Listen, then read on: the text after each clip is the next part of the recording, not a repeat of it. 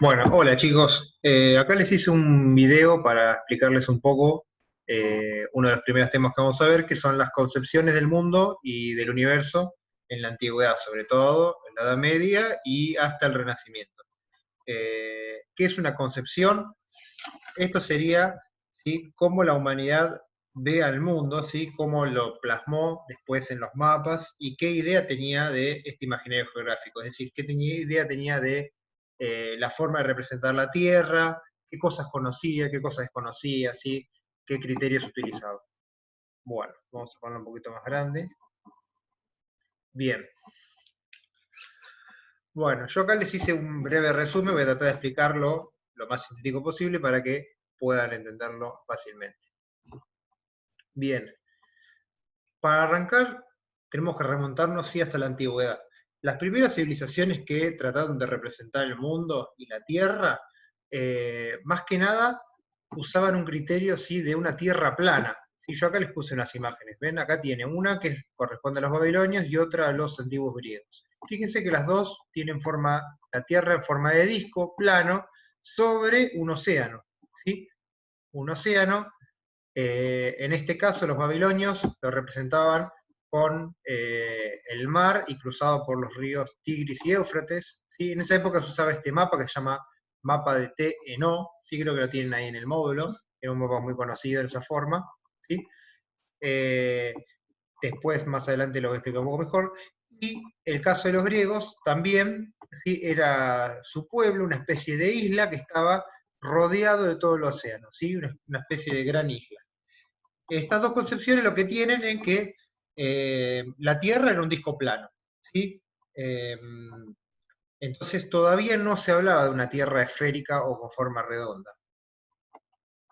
Bien, a partir de los primeros filósofos griegos o grandes pensadores, sí se empezó a meter un poco la idea de la Tierra redonda o esférica, ¿sí? Acá tenemos algunos, ¿sí? Aristóteles fue el primero que planteó la Tierra que estaba en el centro del universo, ¿sí? Obviamente que para esto también tenía, en esa época estaba muy de moda la matemática, entonces todas las cosas se hacían con cálculos matemáticos y también con ideas que ellos iban sacando. En cuanto a Aristóteles, sí, puso a la Tierra en el centro del universo. Podemos hablar que es eh,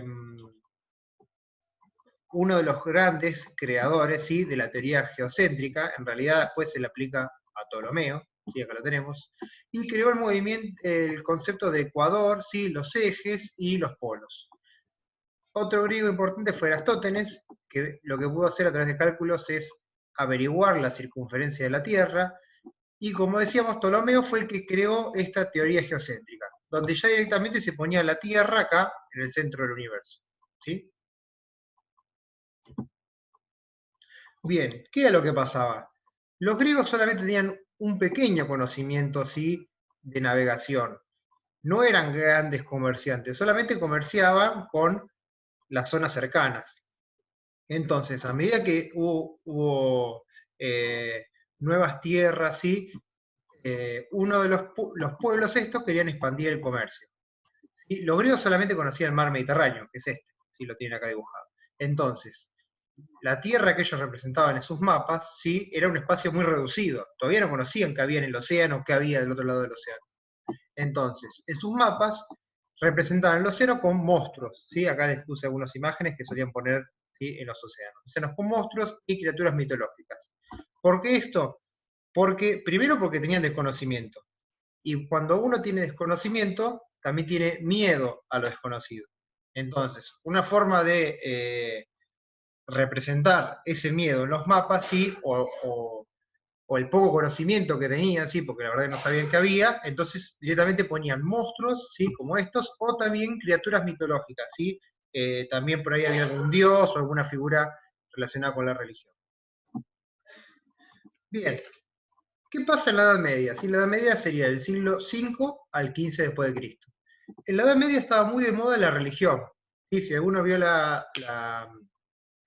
si alguno vio la serie Vikingos, ¿sí?, o alguna película relacionada, por ejemplo, al rey Arturo o demás, bueno, esto está aplicado a la Edad Media. En la Edad Media era muy importante la religión, ¿sí? siempre que uno veía en la película al rey, estaba cercano un cura o un sacerdote, ¿sí? Entonces, los sacerdotes eran muy importantes y también la religión. Entonces, ¿qué va a haber en el centro del universo? Y va a estar Dios, ¿sí? Entonces, la teoría se llama teocéntrica, ¿sí? Teo de Dios, en el centro del universo. Entonces, Dios está en el centro del universo, ¿sí? Y cada uno de los argumentos que se usaba para representar esa visión, o la forma de representar la Tierra, eran todos argumentos religiosos.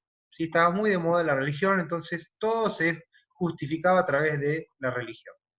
Este es el famoso mapa en T, TNO, ¿sí? Que es Asia, Europa y África, ¿sí? Divididos por los océanos. Y alrededor todo un mar gigante, ¿sí? Pero este era el famoso mapa en T que se usaba en esa época. Bien, ¿qué era lo que pasó después de la Edad Media? Empezaron a haber descubrimientos científicos, ¿sí?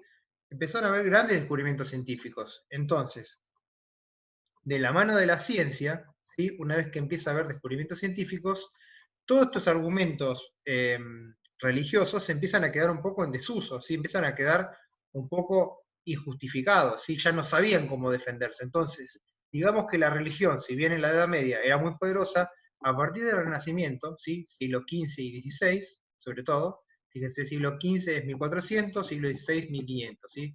Entre los años 1400 hasta el 1600 fue la época dorada del Renacimiento, ¿sí? Renacimiento en cuanto a la ciencia. Hubo un gran desarrollo de ciencia, ¿sí? Y surgieron un montón de científicos importantes, ¿sí? Yo acá les puse algunos de los más importantes que son los relacionados a diferentes ideas con respecto a la concepción de la Tierra. Por un lado, Copérnico, ¿sí? Desarrolló la teoría heliocéntrica, ¿sí? Esta que conocemos hoy en día, ¿sí? Con el Sol en el centro del universo y los planetas y la Tierra girando alrededor.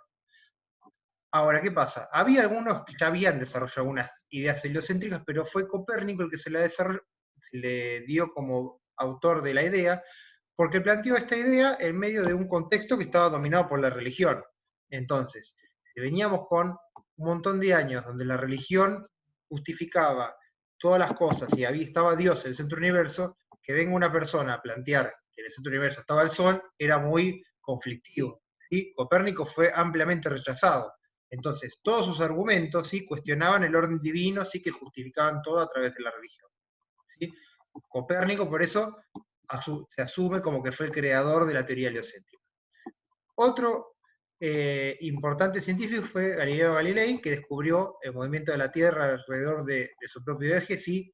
Que duraba un día, ¿sí? Esto es lo que crea el día y la noche, ¿sí? Después vamos a ir viendo los movimientos de la Tierra, pero bueno, Galileo Galilei fue el que a través de diferentes cálculos pudo descubrir que la Tierra giraba sobre su eje y tardaba 24 horas. Bien, otros descubrimientos importantes de la mano de los mapas ¿sí? Y la navegación fueron estos dos, ¿sí? La brújula, que permitía orientar a los navegantes, ¿sí? Y el astrolabio, que permitía ubicar la posición a través de la latitud y longitud. ¿Sí? Lo que hoy en día usamos un GPS, bueno, en esa época se usaba un astrolabio. Estas cosas hicieron que hubo un gran desarrollo de la navegación y por lo tanto las personas empezaron a conocer nuevas tierras y a adentrarse en nuevos territorios. ¿Sí?